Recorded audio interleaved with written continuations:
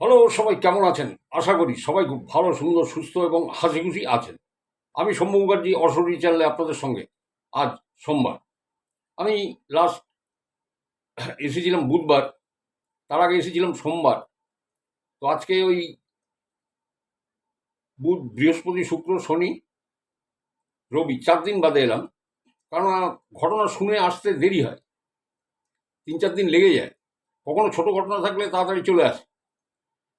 তো চলুন, প্রথমে আমি আজকে আর মানে স্ক্রিনে কোনো ডিসক্লেমার আমি দেবো না এই কারণে, কারণ তাহলে ছবিটা হেজি হয়ে যাচ্ছে এবং আপনারা দেখার আগ্রহ হারিয়ে ফেলবেন বা শোনার আগ্রহ হারিয়ে ফেলবেন। সেই জন্য আমি আজকে আর দেবো না। আমি তবুও মুখে বলে দিচ্ছি যে এই ঘটনাগুলো যেগুলো সম্প্রচারণ হয় এই চ্যানেল থেকে, সেগুলো বিভিন্ন সময় বিভিন্ন মানুষ বা এই চ্যানেলের সাবস্ক্রাইবার যারা আছেন তাদের কাছ থেকে শেয়ার করা এই ঘটনাগুলো যেগুলো সম্প্রচারিত হয়। তো মূল বক্তব্য হলো, এই ঘটনাগুলোর সত্য বা সত্যতা যাচাই করা চ্যানেলের পক্ষে সম্ভব নয়। কারণ কোনোটা পুরুলিয়ার ঘটনা, কোনোটা বর্ধমানের ঘটনা, কোনোটা রাঁচির ঘটনা। সুতরাং এইভাবে এটা সত্য বা সত্যতা, আর কোনোটা 50 বছর আগে ঘটে গেছে, কোনোটা 20 বছর আগে ঘটে গেছে, তাহলে কি করে এটা যাচাই করা যায়? সুতরাং খুব মুশকিল। তাই বলছি যে এই ধরনের ঘটনার দ্বারা কেউ প্রভাবিত হবেন না, কেউ কুসংস্কার মনে ডেকে আনবেন না।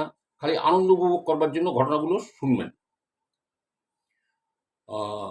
সেকেন্ড থিং, যে একটি ছেলে এখানে এসে আমাকে কমেন্ট করছে যে যদি ঘটনার সত্যতা যাচাই নাই করে থাকেন তাহলে বলছেন কেন?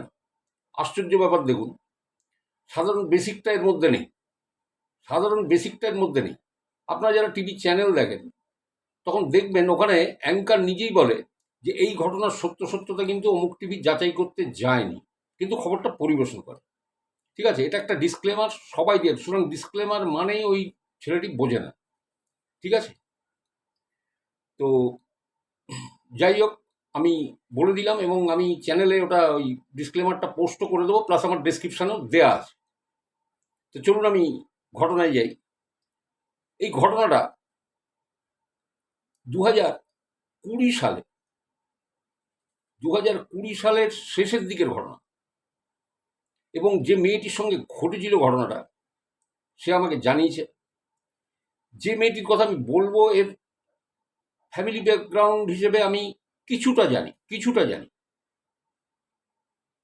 জানি এবং যেটা জানি সেটা খুব ভালো জানি আমি, যে খুব অভিজাত পরিবারের এই মেয়েটি। আর বেশি কিছু আমি বললাম না, কারণ আমার বলাটা সম্পূর্ণ নিষেধাজ্ঞা।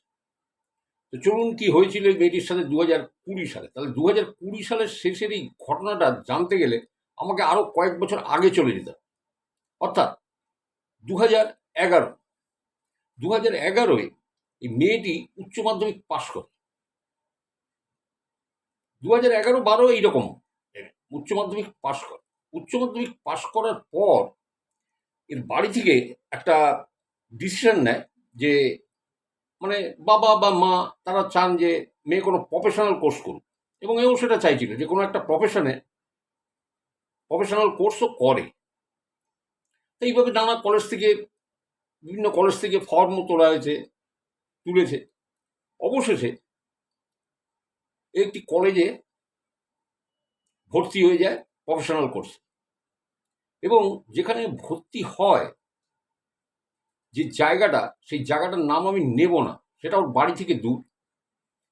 যে শহরটায় কলেজটা, সেই শহরের নামও আমি নিচ্ছি না, কারণ এই ঘটনাটা যখন ঘটে 2020 সালে, তখন কিছু না হলেও 4 থেকে 5 জন লোক এই ঘটনার সাক্ষী ছিল। 4 থেকে 5 জন লোক এই ঘটনার সাক্ষী ছিল। তাই আমি জায়গাটা বা কলেজটার নাম কিন্তু আমি নিচ্ছি না।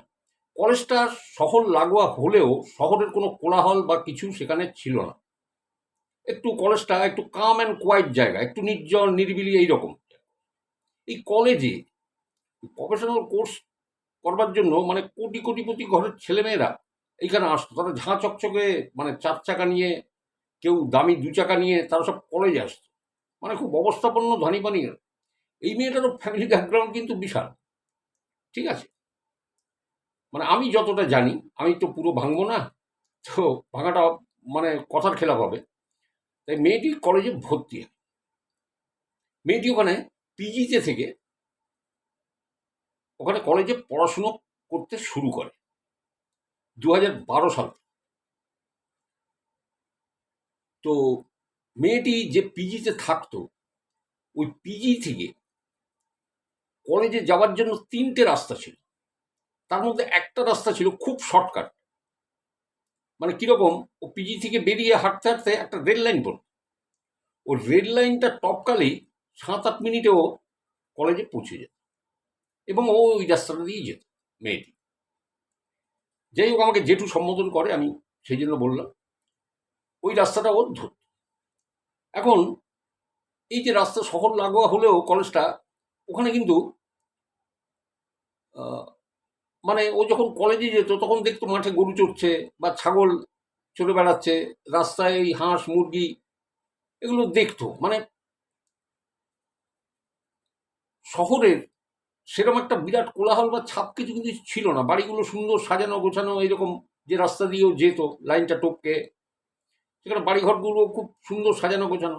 তো একটা জায়গা দিয়ে যখন থেকে রাস্তা দিয়ে হাঁটতো, সেখানে আশেপাশের বাড়িগুলো খুব সুন্দর সাজানো গোছানো, কিন্তু তার মাঝে একটা জায়গায় কিছু ঝুপড়ি ছিল। মানে স্লাম এরিয়া আপনি বলতে পারেন, বুঝতে পারছেন, ঝুপড়ি, কয়েকটা ঝুপড়ি মতো এরকম ছিল। ওখানে একটা বুড়িকে, এক বুড়ি মহিলাকে লাঠি হাতে দাঁড়িয়ে থাকতে দেখত রোজ।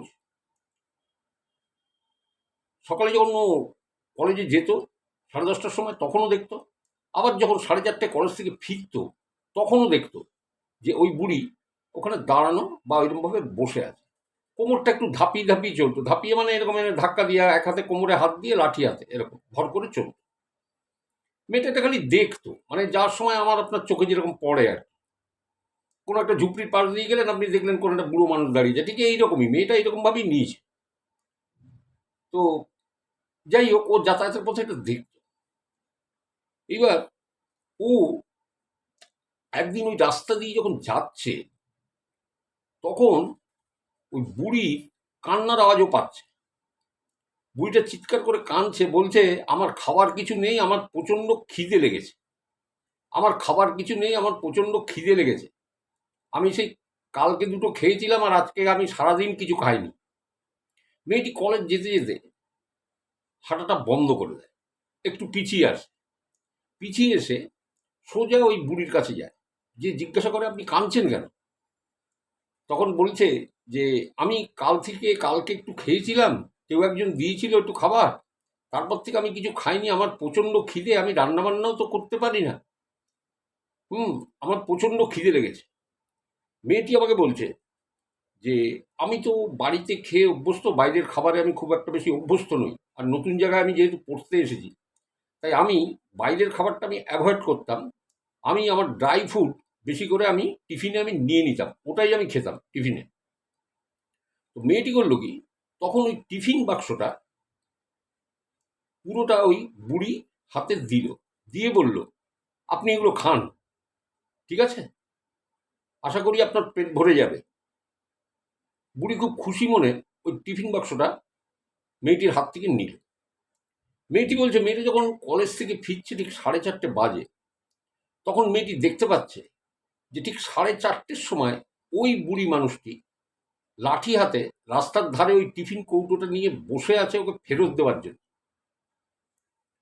মেয়েটা খুব অবাক হয়ে গেল, দেখো কতখানি দায়িত্ববোধ, যে তাহলে ইনি জানেন যে আমি ফিরবো ওই সময়, বা আমাকে খেয়াল করেছেন, রাস্তার ধারে ওই টিফিন বাক্সটা নিয়ে বসে আছে। তা কাছে যেতেই মেয়েটির হাতে ওই টিফিন বাক্সটা ওই বুড়ি ধরিয়ে দেয়। তখন ওই মেয়েটি জিজ্ঞাসা করে যে আপনার কি কেউ নেই? উত্তরে ওই বুড়ি বলে আমার সব আছে, আমার ছেলে আছে, ছেলের বউ আছে, আমার মেয়ে আছে, মেয়েরা আছে, মেয়েদের জামাইরা আছে, কিন্তু আমাকে কেউ দেখে না। যখন আমার একটু শক্ত সামর্থ্য ছিলাম আমি, তখন টুকটাক কাজ করে আমি নিজে রান্না করে খেতে পারতাম। তখন কিছু লোকের সাহায্যে কিছু লোক আমাকে একটু সাহায্য করে এইখানে একটা ঝুপড়ি বানিয়ে দেয়। তা তখন তো আমার একটু শক্তি সামর্থ্য ছিল। হ্যাঁ, এখান দিয়ে সেখান থেকে চেয়ে চিনতে এনে আমি রান্না করে খেতে পারতাম। কিন্তু এখন মা, আমি রান্না করার ক্ষমতা আমার নেই, আমি খেতে পারি না। যে যখন একটুখানি দেয় দয়া করে, ব্যাস ওইটুকু দিয়ে শুয়ে পড়ি, কখনো খিদের জ্বালায় চুপচাপ শুয়ে থাকি। কারণ আমার রান্না করার ক্ষমতা নেই মা, আর কি রান্না করবো, আমার তো কিছুই নেই। তো মেয়েটি তখন বলল যে ঠিক আছে, আপনি চিন্তা করবেন না। মেয়েটির মনে খুব কষ্ট হলো। তো মেয়েটি বলল, আপনি চিন্তা করবেন না, আমি দেখি কি আপনার জন্য করতে পারি। মেয়েটির মনে নাড়া দিল। আমি জানি মেয়েটির ঠাকুমাও ছিল, ঠাকুমার কাছে অনেক ঘটনাও শুনতো, জানতো। তো সুতরাং সেই ভালোবাসাটা যাবে কোথায়? একটা পরিবারের একটা এ তো থাকে, পারিবারিক রক্ত যেটাকে বলে। হুম। তো সেইখানে বললো, আমি পিজিতে চলে আসলাম। এসে বাড়িতে ফোন করলাম। ফোন করে আমার মা বাবাকে আমি কথাটা বললাম। তা আমার বাবা তখন আমাকে বললেন যে একটা কাজ করো, তুমি যে পিজিতে আছো ওখানে তুমি দুটো মিল বলে দেবে দুপুরে। একটা তুমি খেয়ে কলেজে যাবে, আর একটা তোমার ওই বুড়ি ঠাকুমার জন্য তুমি দিয়ে তারপর কলেজে চলে যাবে, আর রাত্রে তোমার একটা মিল। এবার ওই মেয়েটির মা ফোন করে বলছেন যে তুই চিন্তা করিস না, আমি কদিনের মধ্যে তো তোর ওখানে যাব, আমি গিয়ে তোকে বেশি করে টাকা দিয়ে আসবো। তুই একটা কাজ করবি, তুই তো সবসময় ভাত দিতে পারবি না, কলেজ কোনো কারণে বন্ধ থাকলো বা কিছু থাকলো, তুই তো পারবি না সবসময় ভাত দিতে, বা কখনো তুই বাড়ি আসলি, তা আমি তোকে বেশি করে টাকা দিয়ে আসবো। তুই শুকনো খাবার 2-3 দিনের মতো এরকম কিনে কিনে ওনাকে দিয়ে রাখবি। কেন, দেখ, তুই খাবার দিতে গেলে কোন দিন তোর পড়াটা নষ্ট হবে বা কিছু হবে, এরকম হতে পারে। আমি তোকে টাকা দেব বেশি করে, তুই ওনাকে ওই ড্রাই ফ্রুট এগুলো কিনে দিস বেশি করে, যাতে একদিন বা দুদিন তুই খেতে না দিলেও ওনার কোনো অসুবিধা হবে না। আর তুই যা পড়াশুনো করছিস মন দিয়ে পড়াশুনো কর। তো যাই হোক, মেয়েটা বললো, আমি খুব খুশি হয়ে গেলাম জেঠু, আমার মানে ওই বুড়ি ঠাকুমার একটা হিল্লে হলো। এবার আমার রোজকার ডিউটি হলো যে ওই বাবা ফোন করে বলে দিয়েছে ওনাদের যে আমার মেয়েকে দুটো মিল দুপুরবেলা দেবেন, আর মানে ডেতে আর নাইটে আমার মেয়ের একটা মিল হবে। তা আমি সেই মতো আমার খাবারটা খেয়ে আমি পাত্রে করে ওই টিফিনটা, ওই মিলটা নিয়ে আমি ঠাকুমার হাতে দিয়ে আমি কলেজে চলে যেতাম। এছাড়া আমি কিছু ওই শুকনো খাবার ওই ঠাকুমাকে আমি কিনে দিতাম যাতে রাত্রে খেতে পারে। তো ঠাকুমা খুব খুশি। এবার ব্যাপারটা হলো, আমি যখন ওই রাস্তা দিয়ে কলেজে যাচ্ছি, তখন হয়তো ওখানে আমি দাঁড়িয়ে ঠাকুমাকে খাবারটা দিচ্ছি, তখন আমারই সহপাঠী কিছু আছে যারা ক্রোড়পতি ঘরের ছেলে বা মেয়ে, তারা আমাকে একটু টিচ করত।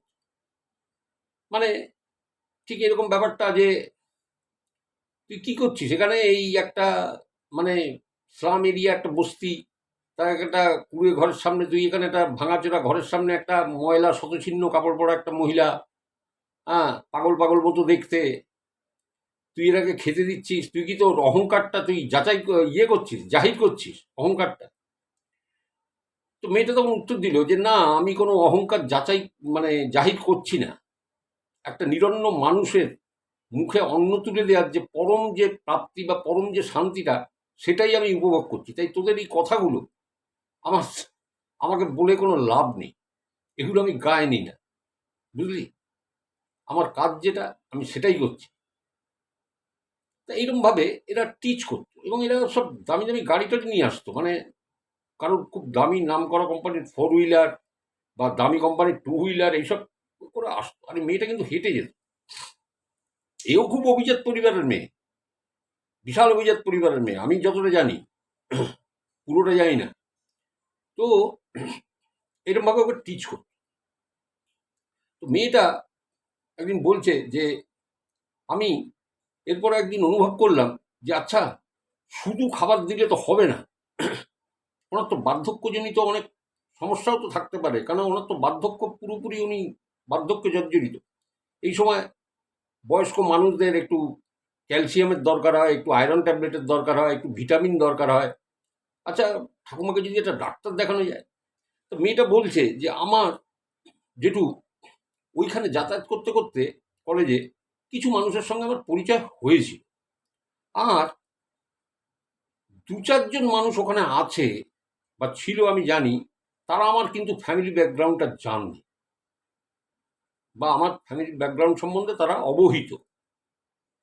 ফলে তখন আমি একজনকে অনুরোধ করি যে এনাকে একটু ডাক্তার দেখাবো ভাবছি, আপনি যদি একটু কোনো ডাক্তার ভালো আছে এরকম কোনো ডাক্তারকে নিয়ে আসেন। তখন সেই দাদা, এই ভদ্রলোক একজন ডাক্তারকে নিয়ে আসেন।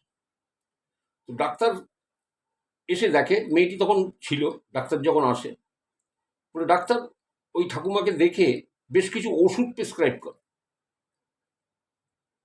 এবং ওষুধগুলো কোনটা কখন কিভাবে খেতে হবে তাও বলে দেয়। তো মেয়েটি বলে যে আমি ডাক্তারবাবুকে ফিস দিতে যাই। তখন ডাক্তারবাবু বলেন যে না না, আমি ফিসটা তো নিতে পারবো না। তখন যে কেন ডাক্তারবাবু ফিস নেবেন না কেন? বললে তুমি এইরকম একটা মহৎ কাজ করছো আর আমি তোমার থেকে ফিস নেব, মানে আমি তো তাহলে মহাপাপী হয়ে যাব। এটা আমার দ্বারা সম্ভব না। তুমি একটা কাজ করো, এখানে যে ওষুধগুলো লেখা আছে একটা ফার্মেসির নাম উনি লিখে দিন, বলে এই ফার্মেসি থেকে ওষুধগুলো নিয়ে নাও 6 মাসে। 6 মাসের ওষুধ ওরা তোমাকে দিয়ে দেবে। টাকাটা ফার্মেসিতে আমি পেমেন্ট করব, তুমি না। ঠিক আছে? তুমি খালি এই ওষুধগুলো কোনটা সকালে দুপুরে বা বিকেলে খেতে হবে বা রাত্রে খেতে হবে, তুমি খালি সেই মতো ওনাকে বুঝিয়ে দিও, উনি যেন ওষুধটা খান। আর এরপরে ডাক্তারবাবু যা করলেন, প্রায় 3 মাসের মতো, 3 মাস চলার মতো ওই বুড়ি ভদ্রমহিলা, ওই ঠাকুমার মানে নানা রকমের ড্রাই ফুড উনি কিনে দিলেন, যাতে ওরা 3 মাস চলে যায়।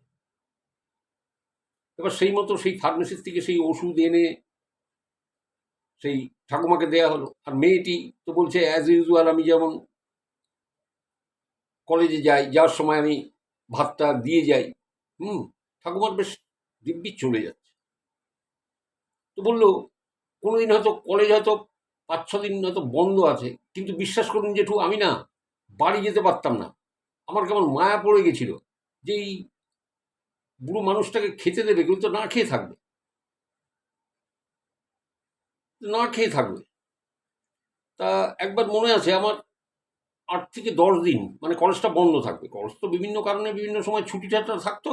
তো 10 দিন কলেজ বন্ধ, এবার আমাকে তো বাড়ি আসতে হবে। তা আমি ঠাকুমাকে যে বললাম যে ঠাকুমা শোনো, আমি তো বাড়ি যাব 8-10 দিনের জন্য। বলছে ও বাড়ি যাবি? তা বলছে যে হ্যাঁ, তা এই নাও তুমি টাকা নাও, এই টাকাগুলো রাখো। আর আমি তো শুকনো খাবার যথেষ্ট কিনে দিয়েছি, আর তোমার কাছে থাকবে। আর তুমি এই ওষুধগুলো এই টাইমে কিন্তু তুমি কিন্তু খাবে, হ্যাঁ। আর দেখো কেউ যদি একবেলা তোমাকে খেতে দেয়, ভাতটা দেয়, তুমি খেয়ে নিও। তখন ঠাকুমা বলছে না তুই আমাকে টাকা দিবি না, আমি টাকা নেবো না তোর থেকে। টাকা দিয়ে আমি কি করবো? বলে তুমি কাউকে দেবে, তারা হোটেল থেকে এনে দেবে তোমাকে খাবার দুপুরে। তা বলছে দরকার নেই, তুই চিন্তা করিস না, তুই যে আমাকে শুকনো খাবার দিয়ে গিয়েছিস, ও 5-7 দিন আমি বেঁচে থাকবো, তুই এসে আমাকে ভাত দিস। কি করে মেয়েটি বলুন তো? ও 5-7 দিন বাদে তুই বাড়ির থেকে আয়, তারপর আমাকে খেতে দিস, আমি তোর হাতেই ভাত খাবো। তখন ওইখানে বললো আমি যে এই এতটা কাজ করছি ওই বুড়ি ভদ্রমহিলার জন্য, তখন ওখানকার কিছু লোকের না চোখ খুলে গেল, কিছু লোকের চোখ খুলে গেল, তারাও একটু সাহায্যের জন্য আস্তে আস্তে এগিয়ে আসলো। বললো যেখানে ওই বুড়ির ওই ভাঙা ওই ঘরটা ছিল, ওর উল্টো দিকে একটা রকে কয়েকজন ছেলে তারা বসে ওই আড্ডা টাড্ডা মারতো, যেখানে ঠেক বলে। সেখানে আড্ডা টাড্ডা মারতো। তা আমি তাদের ডাকলাম, ডেকে বললাম যে দাদা ভাই, আমি তো 10 দিনের জন্য বাড়ি যাচ্ছি। উনি তো টাকা নেবেন না, জানেন তো, ঠাকুমাকে আমি টাকা দিয়ে, তা আপনাদের কি টাকা দিয়ে যাব? আপনারা ওনাকে একবেলা দুপুরে যদি ভাতের ব্যবস্থা করে দেন। তখন বলছে ছেলেগুলো যে বোন তুমি কোনো চিন্তা করো না, আমরা অনেক দিন ধরে দেখছি তুমি পড়তে এসে যা তুমি করছো এনার জন্য, হ্যাঁ তুমি নিশ্চিন্ত মনে যাও, ওনার খাওয়ার জোগাড় আমরা করে দেবো দুপুরবেলায়। বললো ঠিক আছে ভাই, আমি নিশ্চিন্ত হলাম। তো বললো আমি বাড়ি আসলাম, বাড়ি চলে এলাম। বাড়ি চলে এসে আবার আমার 10 দিন বাদে আমার তো কলেজ খুলবে, আবার কলেজে গেছি। বলে এইভাবে আমার এই যাওয়ার পথে ঠাকুমাকে ভাত দিয়ে যেতাম, ফেরার পথে দাঁড়িয়ে দাঁড়িয়ে ওখানে গল্প করতাম। হ্যাঁ, কোনোদিন মানে আধ ঘন্টা ধরে দাঁড়িয়ে দাঁড়িয়ে 40 মিনিট দাঁড়িয়ে দাঁড়িয়ে গল্প করছি। ঠাকুমা আমাকে গল্প করতেন, ঠাকুমার জোয়ানকালের কথা, ঠাকুমার ছোটবেলার কথা, কত মজার মজার কথা বলতেন। আমি ভেবে পাই না কি করে এরকম একটা মানুষকে তার ছেলে, ছেলের বউ থাকতে, মেয়েরা থাকতে কি করে তাকে তাড়িয়ে দেয়। কি আশ্চর্য, মানে আজব দুনিয়া সত্যি।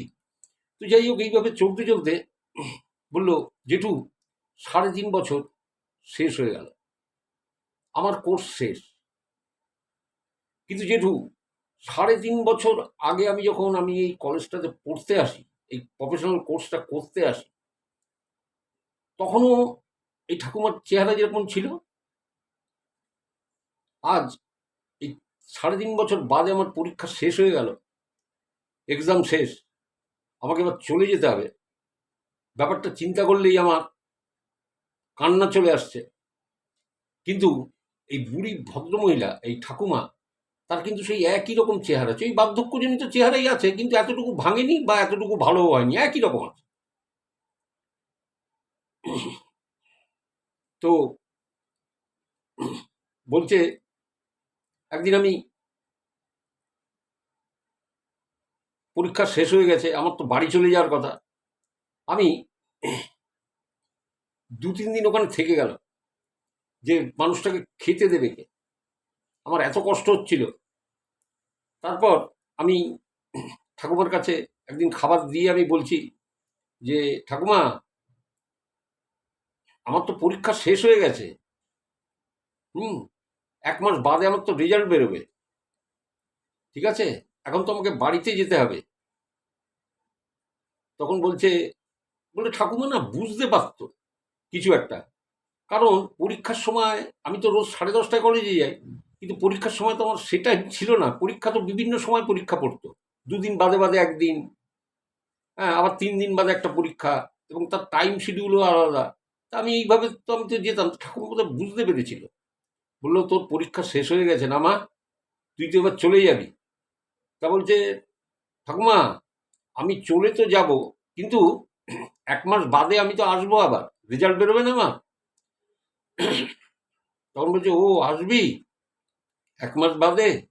বলে হ্যাঁ ঠাকুমা, শোনো, আমি তোমাকে সব করে দিয়ে যাচ্ছি, তোমার এই 4-5 মাসের ওষুধ, হুম, তারপরে এই যে শুকনো খাবার, এইগুলো আমি সব দিয়ে যাচ্ছি। আর দেখো, যদি কেউ একবেলা তোমাকে সকালবেলায় খেতে দেয়, যা খেতে দেয় তুমি খেয়ে নিও দুপুরবেলায়, বুঝলে। বললো আমি কি করবো জানেন তো, আমার না মানে কান্না বেরিয়ে আসছে, ঠাকুমার চোখে জল। তো পাশের ওই যে রকে, যেখানে ওই ঠেকটা ওই ছেলেগুলো ছিল, তাদের বললাম, ডাকলাম, আমি বললাম যে আমার তো পরীক্ষা শেষ, তো 1 মাস বাদে আমি আবার আসবো হয়তো রেজাল্ট দিতে, ততদিন আপনারা একটু এনাকে একবেলা খাওয়ার ব্যবস্থা করে দেবেন, হ্যাঁ, মানে যাতে এই বুড়ো মানুষটা একটু খেয়ে বাঁচতে পারে।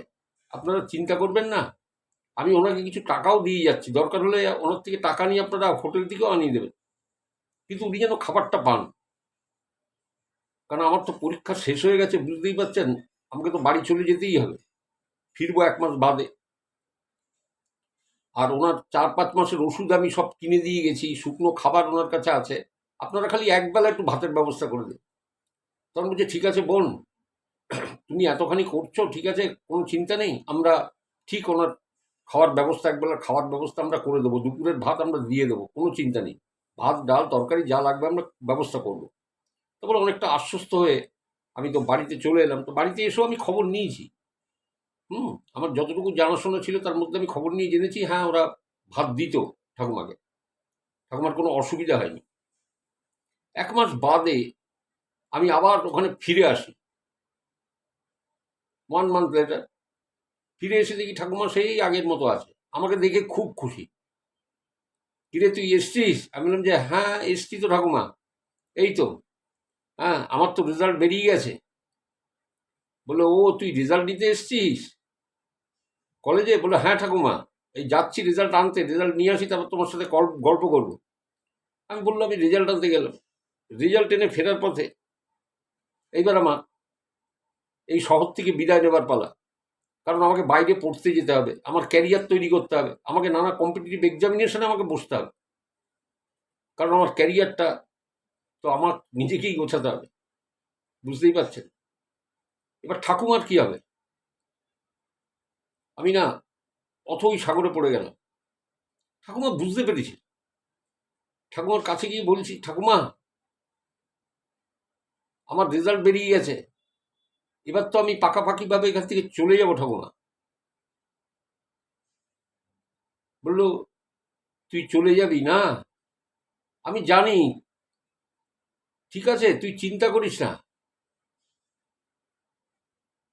তুই চিন্তা করিস না। হ্যাঁ, বলো ঠাকুমা আমি যখন এখানে আসবো আবার, তখন তোমার সাথে আমি নিশ্চয়ই আমি দেখা করব, তোমার সাথে আমার নিশ্চয়ই দেখা। বলে ততদিন কি আর আমি বাঁচবো? বলে আমার মনে পড়ে ঠাকুমাকে একদিন আমি খেতে দিয়েছি, তা ঠাকুমা বলছে তুই আমার সামনে দাঁড়া, আমি তোর সামনে ভাতগুলো খাবো। সেই আমি দাঁড়িয়ে থাকলাম, ঠাকুমা আমার সামনে ভাতগুলোকে খেলো, খেয়ে বলতে লাগলো তুই আমার পরম বন্ধু, তুই আমার পরম আত্মীয়, তুই যেভাবে খাইয়ে পরিয়ে আমাকে মানে বাঁচিয়ে রেখেছিস, আমার তো বাঁচার কথা না রে মা, তুই তো আমাকে বাঁচিয়ে রেখেছিস। তাই যেদিন রেজাল্টটা বেরিয়ে আমি যেই পাকাপাকিভাবে চলে আসবো, তখন ঠাকুমা কাঁদছে, আমিও কাঁদছি। বললে বিশ্বাস করবেন না জেঠু, রাস্তার পরে দাঁড়িয়ে অনেক লোকজন যাতায়াত করছে, তার মাঝে আমি হাউ হাউ হাউ হাউ করে বাচ্চা মেয়ের মতো কাঁদতে শুরু করলাম। বারবার বোঝাচ্ছি, ঠাকুমা কাঁদছে। কিছুক্ষণ বাদে এত কান্নাকাটি করার পর আমি নিজেকে সামলে নিলাম। ঠাকুমাও চোখের জল মুছলো, বলল তোর সাথে কি আমার আর দেখা হবে? মনে তো হয় না হবে, আমি অতদিন বাঁচবো, বেঁচে তো ছিলাম তোর জন্যে, তুই এত মানে খাইয়ে পরিয়ে আমাকে বাঁচিয়ে রেখেছিলি, তা তুই চলে গেলে আমি আর বাঁচবো না।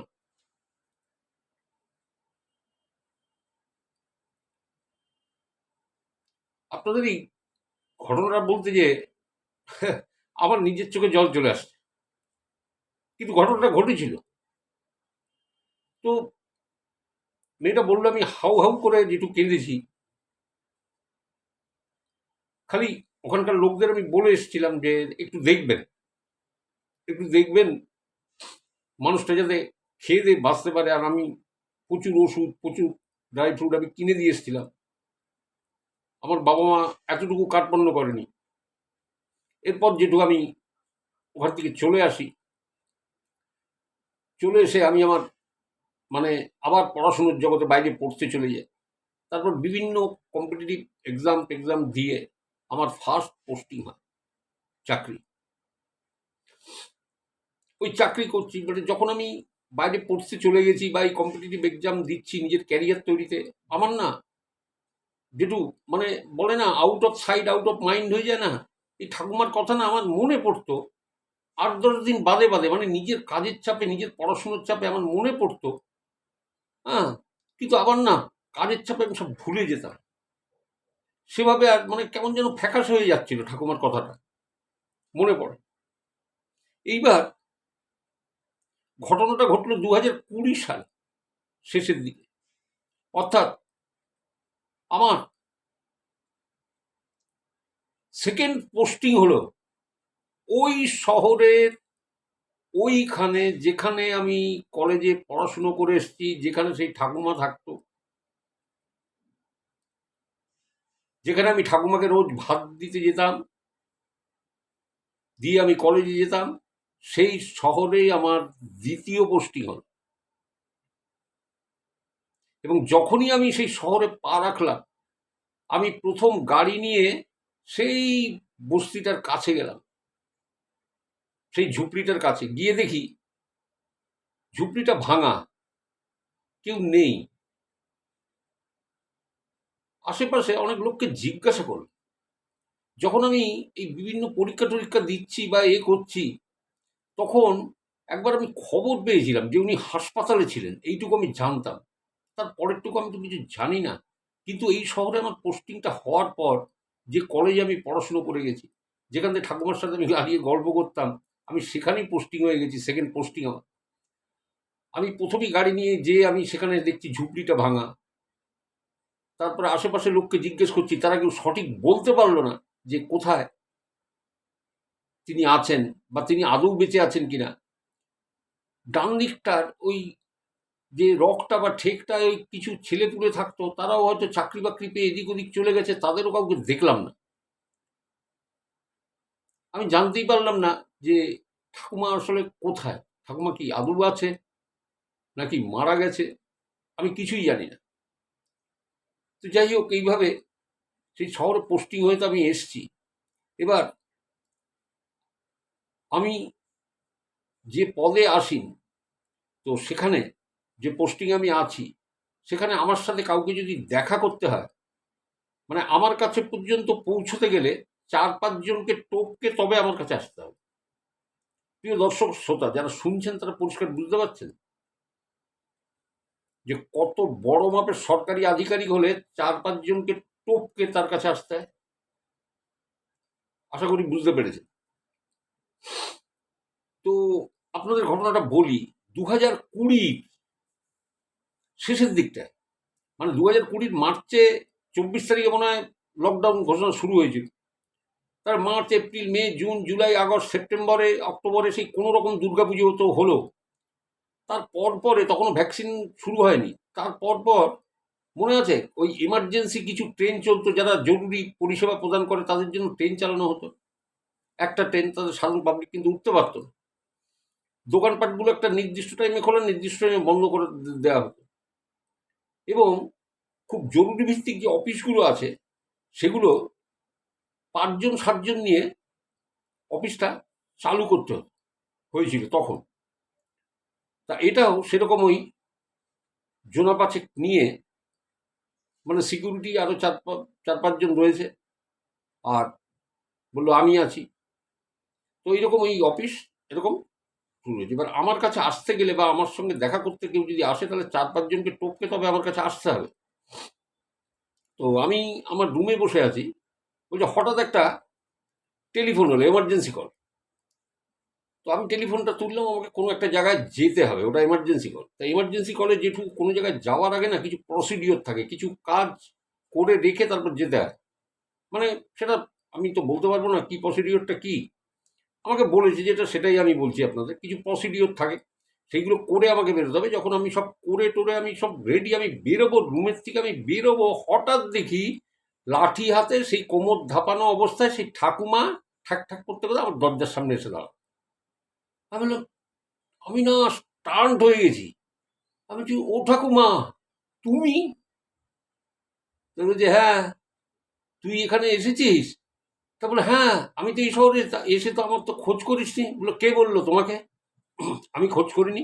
আমি যেদিন এখানে পোস্টিং হয়ে এসেছি তার পরের দিনই আমি গাড়ি নিয়ে গেছি তোমার ওই ইয়েতে গেছি, আমি তোমার ঝুপড়ির কাছে গেছি, সেই ঝুপড়িটা দেখি ভাঙা। হ্যাঁ, ওখানকার লোককে জিজ্ঞাসা করলাম, তারা কেউ কিছু বলতে পারলো না।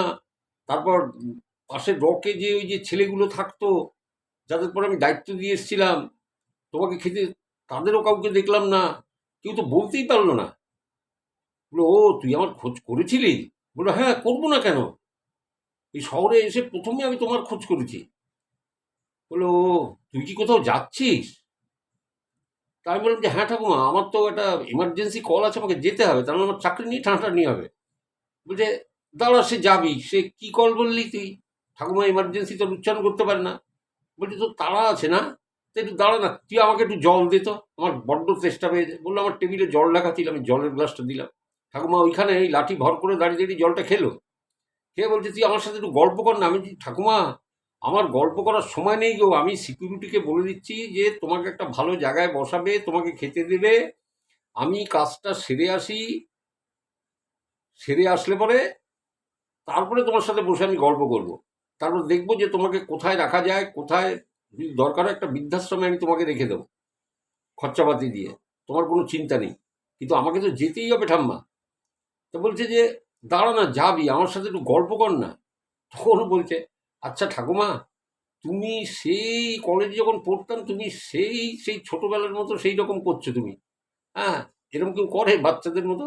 ঠাকুমা এটা চাকরি, আমার তো চাকরি নিয়ে টানাটানি হবে গো, আমার এটা এমার্জেন্সি কল, আমাকে যেতে হবে, নাহলে হবে না। তখন বলছে এই আমাকে একটু বিস্কুট দে না, তুই অনেকদিন আমাকে বিস্কুট দিসনি। তো যে আচ্ছা বিস্কুট দাঁড়াও, বলে আমার হ্যান্ডব্যাগে বিস্কুট ছিল 2 প্যাকেট, আমি 2 প্যাকেট এরকম ছোটো ছোটো বিস্কুট আমি 2 প্যাকেট ধরিয়ে দিলাম। আমি বললাম, এই না তুমি বিস্কুট খাও, আমি সিকিউরিটিকে বলে দিচ্ছি তোমাকে ভালো ঠান্ডা জায়গায় বসাবে, তারপর আমি এসে সব তোমার সাথে গল্প করবো, আর তোমার থাকার ব্যবস্থা খাওয়ার ব্যবস্থা সব করছি। তা বলছে তুই কোথায় যাবি বললি না? আবার বলছে তুই কোথায় যাবি বললি না? বলে হ্যাঁ আমার এমার্জেন্সি কল আছে। তখন বলছে তুই কি যেতে পারবি? তখন যে কেন ঠাকুমা এ কথা বলছো কেন? বলে না এই যে আমি তো দেরি করে দিলাম, এই অনেকক্ষণ আমার সাথে কথা বললি তো। বলে আমি তখন ঘড়ির দিকে তাকালাম যে অলরেডি আমি 25 মিনিট লেট, মানে আমি 10 মিনিট বলেছি, আমি বলেছি 10 মিনিট টাইম নিয়েছি, আমি যাব ওখানে, গাড়ি আসবে আমাকে নিয়ে যাবে, কিন্তু অলরেডি 25 মিনিটস হয়ে গেছে। তখন আমি বললাম ও ঠাকুমা তুমি আর ওই ছেলে মানুষই করো না, হ্যাঁ তুমি যাও এক জায়গায় গিয়ে দেখ যদি যেতে পারিস। বলে হাসছে ঠাকুমা, দেখ যদি যেতে পারিস তো যা, তুই তোর কাজে। বলে আমি যাই। তখন বলছি, তুমি কোথায় যাচ্ছ? বলে যেটা আমি বললাম ঠাকুমা তুমি কোথায় যাচ্ছ? বলে আমি যাই ওই সামনের দিকে গিয়ে একটু বসি। বলে ঠিক আছে তুমি বসো। বলে দেখলাম ওই লাঠি ঠুকঠুক টুকটুক করতে করতে, বলে তখন আমার ওই ইমার্জেন্সি কলের চিন্তা, ঠাকুমা যে লাঠি টুকটুক করতে করতে ওই আমার রুমের পাশ থেকে ওই প্যাসেজ দিয়ে যাচ্ছে, বলে ওদিকে আমার ভ্রুক্ষেপই নেই। বলে হঠাৎ দিকে আমার সামনে, মানে একটু এগিয়েছি, হঠাৎ দিকে আমার সামনে সিকিউরিটি। তো সিকিউরিটি আমাকে বলছে যে ম্যাডাম আপনাকে নেবার জন্য যে গাড়িটা আসছিল, গাড়িটা 5 মিনিট আগে করেছে, অ্যাক্সিডেন্ট করে গেছে এবং ড্রাইভার স্পট ডেড হয়ে গেছে। বলছি আমি না, মানে স্টান্ট হয়ে আমি দাঁড়িয়ে আছি, আমি বললাম, কি গাড়িটা অ্যাক্সিডেন্ট করে গেছে, ড্রাইভার জায়গায় শেষ? বলছে যে হ্যাঁ। বললো আমি না কিছুক্ষণ কথা বলবার মতো অবস্থায় আমি নেই, যখন আমার সম্বিত ফিরল তখন আমি ওই সিকিউরিটিকে বলছি যে এই দেখো তো ওই বুড়ো মানুষটা কোথায় গেল। বলছি বুড়ো মানুষ? বলে হ্যাঁ হ্যাঁ একজন বুড়ি, মানে এসছিল না এই যে লাঠি টুকটুক করতে, গেল তো তোমাদের পাশ দিয়েই তো গেল। বললো না ম্যাডাম আপনি ভুল করছেন, কেউ তো আসেনি। তো কি বলছো, কি আসেনি কি বলছো? এইমাত্র আসলো, আমার সাথে কথা বললো, জল খেলো, আমি বিস্কুটের প্যাকেট দিলাম, আমি ভাবলাম যে তোমাকে ডেকে বলবো যে ওনাকে ঠিক জায়গাতে বসাও। বুঝে এই বলে আমি কথা বলতে বলতে এগোচ্ছি, তখন ওই চেয়ার টেবিল ছেড়ে বাকি স্টাফটা উঠে দাঁড়িয়ে বলছে 4-5 জন যে ম্যাডাম আপনি যে বলছেন কেউ এসছিল, কেউ আসেনি ম্যাডাম, আর আপনার সাথে দেখা করতে গেলে তো আগে আমাদের পারমিশন নিয়ে তারপর তো আপনার সাথে দেখা করতে হবে। কি বলছেন? একজন অবিন্যস্ত চুল, ময়লা শাড়ি পরা, হাতে একটা লাঠি, কোমর ধাপিয়ে ধাপিয়ে এরম চলে, এই তো এখান থেকে গেল। বললো না ম্যাডাম আপনি ভুল করছেন, এরকম কেউ আসেনি, আর আসলে তো আগে আমরা দেখতাম, তাহলে তো আপনার কেবিন পর্যন্ত যেতেই পারতো না, কি করে আসবে? বলে আমি আর কথাটা ওখানে বাড়ালাম না। এরা এই 4-5 জন যারা ছিল তারা 50% কিছু বুঝলো, 50% কিন্তু বোঝেনি। কিন্তু জেঠু আমার একজন, বলতে পারেন আমার লাইফ একজন ফ্রেন্ড, ফিলোসফার এবং গাইড আছে, যাকে আমি সমস্ত কথা শেয়ার করি। তাকে আমি যখন এই ঘটনাটা বলেছিলাম তখন তিনি আমাকে বলেছিলেন যে তুমি যে ওই নিরন্ন ওই বুড়ো মানুষটার মুখে অন্ন তুলে দিয়েছো, তুমি তার চিকিৎসা করিয়েছো, তুমি তার দেখভাল করেছো, হুম, তার রিওয়ার্ডটা তুমি তোমাকে দিয়ে চলে গেলেন, বড় পুরস্কারটা। তোমার যে প্রাণহানির আশঙ্কা ছিল সেটা উনি কাটিয়ে দিয়ে চলে গেলেন, এই রিওয়ার্ডটা তোমাকে তো দিয়ে গেলেন। যে যেরকম কর্ম করবে সেই তো রিওয়ার্ডটা সেই রকম তো পাবে। এটা তাই হয়েছে। তাই ওরা কেউ চোখে দেখেনি, তুমিই দেখেছো সেই ঠাকুমাকে, তোমাকে ইচ্ছে করে দেরি করিয়ে দিয়ে, দেখলে তো তোমাকে যে গাড়িটা নিয়ে যাবে সেই অ্যাক্সিডেন্ট করে গেল। এইভাবে তোমার ঋণটা শোধ করে গেলেন উনি। ঘটনাটা আমি আপনাদের বললাম, আমি মেয়েটির পরিচয় দিলাম না, কারণ টোটালি বারণ। আমি নিজে তার পরিচয় অনেকবার জানতে চেয়েছি, আমাকে কিন্তু কখনো বলেনি। খালি একবার মনে হয় বলেছিল কোনো একটা কথা বলার সময় যে আপনি কিন্তু কাউকে বলবেন না, সমাজে অনেক মানুষ কিন্তু আমাকে চেনে, খালি এইটুকু বলেছিল। আমি জানি না, বলতে পারবো না, তবে শি ইজ ভেরি সিরিয়াস এবং হাইলি কোয়ালিফাইড, এবং কোন আধিকারিক পদে আছে আমি কিন্তু সত্যিই আমি জানি না, হাত জোর করে বলছি। কিন্তু আমাকে জেঠু বলে সম্বোধন করে, আমাকে মানে প্রচণ্ড ভালোবাসে এবং আমাকে খুব রিলাই করে। আর তার ফ্যামিলি ব্যাকগ্রাউন্ড আমি কিছুটা হলেও জানি, যেটুকু জানি আমি বললাম, বিরাট অভিজাত ফ্যামিলি। তো ঘটনা কেমন লাগলো আপনারা বলবেন, ওর সাথে এই ঘটনাটা ঘটে 2020-তে। আপনাদের কেমন লাগলো আপনারা আমাকে জানাবেন, এবং কমেন্টসে লিখবেন যে ঘটনাটা অ্যাকচুয়ালি আপনার কেমন লাগলো। চলুন এরপরে আরেকটা ঘটনায় যাই। এই ঘটনাটা আমাকে পাঠিয়েছে ওই, এখন এই সিস্টার এই আমাদের এই রাজারহাটের দিকে থাকে। আগে একটা টাইমে যখন বিয়ে হয়নি তখন ওই মেইন লাইনে থাকতো, ঠিক আছে, মেইন লাইনে। তো এই মেইন লাইনে থাকাকালীন ইনি মানে বলছেন আমি 74 বা 75 এরকম হায়ার সেকেন্ডারি পরীক্ষা দিয়েছি, তারপর আমার থেকে বয়সে অনেক ছোটোই হবে। তো বলছে যে তখন আমার এই মানে একটা এই অলৌকিক গল্প আর ভৌতিক গল্প ছাড়া ভীষণ নেশা। বলে আমার এক বান্ধবী আছে, বান্ধবীর নামটা করেছে, আমি আর নিলাম না, মানে ভালো নামও নিয়েছে, নিক নেমও নিয়েছে, বলে ওকে ওই নামে সবাই চেনে, যার জন্য আমি নামটা নিচ্ছি না। তো বলছে আমি আমার হরিহর আত্মা বন্ধু, তা ওই বাড়িতে আমার প্রচণ্ড যাতায়াত, শুধু আমার না, আমার মা বাবা সবাই যেত, ওরাও আসতো। বলে পরে বন্ধুত্ব থেকে না একটা আমার পারিবারিক সম্পর্ক হয়ে গেছে। তা আমি ওই বাড়িতে যেতাম, যে আমার এই বন্ধুর যে মা, তাকে যে বলতাম যে অবশ্য আপনি তো ওই ইয়েটা ওই ঘটনাটা শুনেছিলেন, আর কোনো ঘটনা আপনি জানেন না, মানে এরকম ওই অলৌকিকের পরে বা ভূতের পরে এরকম কোনো ঘটনা। তখন ওই মাসিমা তাকে বলেছিলেন, বলে তাহলে শোনো, আমার এক বোন থাকে জামশেদপুরে, ওই মাসিমার বোন, মানে ওর বন্ধুর মায়ের যিনি বোন, বলে আমার বোন থাকে জামশেদপুরে, তা ওর একবারে খুব শরীর খারাপ হয়, মানে প্রচণ্ড শরীর খারাপ, জামশেদপুরে কোনো একটা হাসপাতালে ভর্তি আছে। এবার উনি যে হাসপাতালে ভর্তি আছেন, সেটা ওনার যে বেডটা তার পাশে একটা কাঠের পার্টিশন আছে, তার পাশে আর একটা বেডে আর এক মহিলা রয়েছেন, তারও বয়স হয়েছে। তো উনিও ভর্তি আছেন, উনিও অসুস্থ। তা দুজনে ভর্তি আছে এবং দুজনের মধ্যে কথাবার্তা হয়, যেহেতু একটা পার্টিশনের মধ্যে মাঝখানে একটা ছোটো পার্টিশন দেওয়া, দুজনের সাথে কথাবার্তা হয়, এ হয়। তা একদিন রাতে বলছে আমার ওই বোনের মানে বাথরুমে গেছে, ওই ফিমেল ওয়ার্ডে বাথরুমটা ওয়ার্ডের মধ্যে থাকে, তো বাথরুমে গেছে। এবার পাশের বেডের ওই ভদ্রমহিলা, ওনারও মানে জবরদস্ত বাথরুম, হয়তো পটি টটি চেপে, বলে আমার বোন তো সবে বাথরুমে গিয়ে ঢুকেছে, তখন ইনি যে দরজা ধাক্কাচ্ছেন, ও দিদি ও দিদি, আপনার কি দেরি হবে? তখন বলছে যে দিদি আমি তো এইমাত্র ঢুকলাম, ভিতর দিক দিয়ে উনি বলছেন আমার একটু দেরি হবে। এবার উনি কি করেন, উনি তো আর দাঁড়াতে পারছেন না, উনি ওই অসুস্থ শরীর নিয়ে ওই প্যাসেজ দিয়ে সোজা হাঁটতে শুরু করে দিয়েছে। একটা হাসপাতালের একটা ওয়ার্ডের, ফিমেল ওয়ার্ডের প্যাসেজ জানেন তো অনেক বড় হয়, সেই প্যাসেজ দিয়ে হাঁটতে হাঁটতে হাঁটতে হাঁটতে উনি মানে তড়িঘড়ি হাঁটছেন, মানে কতক্ষণে টয়লেটে উনি খোঁজ করবেন আর ঢুকবেন। হাঁটতে হাঁটতে বাঁ দিকে একটা টার্ন নিয়েছে, ওইখান থেকে একটা সরু একটা প্যাসেজ চলে গেছে, ওইখানে উনি দেখছেন যে একটা জায়গায় লেখা টয়লেট, একটা ইয়ের উপরে লেখা, দরজাটা একটুখানি খোলা। তো বললো এই তো বাথরুম পেয়ে গেছি। উনি সাডান দরজাটা খুলেছেন, ওই ভদ্রমহিলা দরজাটা খুলে উনি দেখছেন যে কমোডের পরে একটা বেটে বামন মতো একটা লোক, মানে বেটে, খুব বেটে, মাথায় ভর্তি কোচকানো চুল, তার চোখের ঢেলা এতখানি বেরিয়ে এসছে, আর দাঁতগুলো না সব ঠোঁটের এখান থেকে ঝুলছে। তিনি ওনার দিকে এরম করে তাকিয়ে, এরম ভাবে তাকিয়ে আছে। ওই দেখে ওইখানেই ফেন্ট ওই ভদ্রমহিলা। যখন জ্ঞান এসছে তখন মাথার সামনে ডাক্তার, সিস্টার, তাকে তো নিয়ে এসছে তার ওয়ার্ডে আবার ঠিক জায়গায়। এবার সিস্টারে জিজ্ঞাসা করছে, ডাক্তার জিজ্ঞাসা করছে কী হয়েছিল, আপনি ওখানে পড়ে যে আপনি অজ্ঞান হয়ে গেলেন কেন, কি হয়েছে?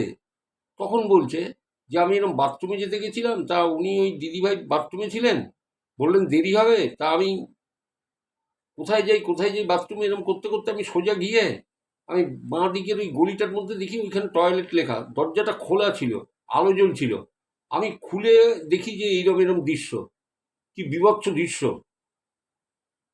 তো এই কথাটা বলার পরে ডাক্তার বা সিস্টার কেউ কোনো কথা বললো না, সব চুপ, সব চুপ। যাই হোক, চলে গেল। এইবার দুপুরের দিকে বা বিকেলের দিকে কোনো সিস্টার এই এনার বেডের কাছে এসছে, কোনো স্যালাইন খুলে দিতে হোক বা ইঞ্জেকশন দিতে হোক, কোনো কারণে এসছে সিস্টার। ডাক্তাররা যেরকম নির্দেশ দিয়ে যায় সেরকম তো সিস্টাররা আসবে। তো এসছে। তো তখন বলছে, আমার বোন জিজ্ঞাসা করেছে সেই সিস্টারকে যে আচ্ছা উনি যে ওইখানে গেলেন, হ্যাঁ, তো উনি কি বললেন, এরম এরম দেখেছেন, কি আছে ওখানে? তো তখন সেই সিস্টারটা বলছে কাউকে কাউকে বলবেন না। ওইখানে বেশ কয়েক বছর আগে ওই মেল ওয়ার্ড আছে ওইদিকে, একটা বেটে বামুন মতো একটা লোক, বেটে বামুন যেরকম হয় না ছোটোখাটো, ওই রকম একটা লোক মাথায় কোথাও কোথাও ভর্তি হয়েছিল, এবং রাতেও ওই ইয়েতে টয়লেটে ঢোকে পটি করতে, এবং ওই কোমরের পরে বসেও হার্ট অ্যাটাক হয়ে যায়। তারপরে অনেকে ওই বাথরুমে যেতে ভয় পেত, হ্যাঁ, যার জন্য বাথরুমটা সিল করে দেওয়া হয়েছিল, মানে বন্ধ রাখা হতো, বন্ধ রাখা হতো। কিন্তু উনি কি করে খোলা পেলেন তো আমি তো জানি না। ওটা তো সবসময় বন্ধ থাকে, ওটা তো খোলার কথা না। উনি বলছেন খোলা ছিল, কি করে খোলা থাকে? যাই হোক, এই ঘটনার পর শোনা গেছিল যে বাথরুমটাকে ভেঙে পুরোটা ওই মতো করিডোরের মধ্যে আওতায় ফেলে দিয়েছিল, বাথরুমটাকে পুরো করা হয়েছিল, মানে রেনোভেট করে ওটাকে, মানে বাথরুমটা উড়িয়ে দিয়েছিল, বাথরুমটা ওখানে আর ছিল না, ওরা ওয়ার্ডের মধ্যে ওই নিয়ে নিয়েছিল। ঠিক আছে? তো এই ঘটনাটা আমাকে এই সিস্টার আমাকে শুনিয়েছে, আপনাদের আমি শোনালাম, কেমন লাগলো জানাবেন। তো আপনাদেরও বলছি, আপনারা কেউ যদি ঘটনা পাঠাতে চান, খুব সোজাসুজিভাবে আমার হোয়াটসঅ্যাপে চলে আসুন। আমার হোয়াটসঅ্যাপে আসার ঠিকানা হলো, যেখানে লেখা আছে মা ঠাকুমা দাদু আশা ভর্তি, ওই লেখাটার পর একটু প্রেস করুন, দেখুন হোয়াটসঅ্যাপ নম্বরটা নিচে দেওয়া আছে, ওইখানে এসে হাই লিখে আপনি আপনার ঘটনা পাঠাতে পারবেন। তবে একটা কথা বলি, যারা অডিও করে পাঠাবেন তারা অডিওটা একটু ক্লিয়ার করে, মানে একটু জোরে জোরে, বেশ সুন্দর করে, আস্তে আস্তে ধরে ধরে বলবেন। তাতে যদি 14টা 15টা অডিও ক্লিপ হয় আমার কোনো অসুবিধা নেই, আমি শুনে নেব, কিন্তু আস্তে আস্তে ধীরে ধীরে বলবেন, যাতে আমি বুঝতে পারি ঘটনাটা। তাহলে আমি নিজে না ভালো বুঝলে আমি কাউকে বোঝাতে পারবো না। আর যারা লিখে পাঠাবেন, লিখে পাঠাতে পারেন। বাকি যারা ঘটনা পাঠিয়েছেন তাদের ঘটনাও আমি বলবো। চ্যানেলের সঙ্গে থাকুন, চ্যানেলটা সাবস্ক্রাইব করে রাখুন, কারণ কখন কি ঘটনা আসে, কখন কি মারাত্মক ঘটনা আসে, সেগুলো তো আমিও জানি না।